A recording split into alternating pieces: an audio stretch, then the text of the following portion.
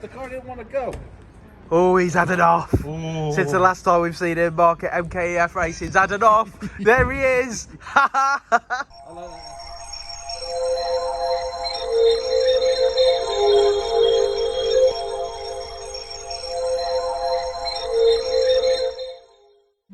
So come and tell us about your off. I crashed it.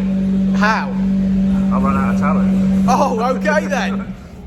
I could give you the driver's excuse. We're not interested. Ooh. MKEF Racing's FN2 on the dyno. And it's seen better days. Oh, it looks like it mashed it up.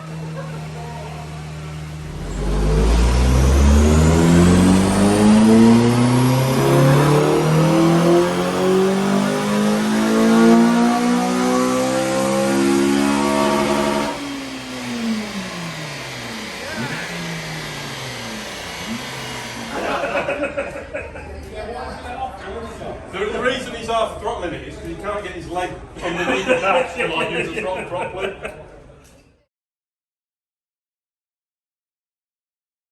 Before and I'll say it again.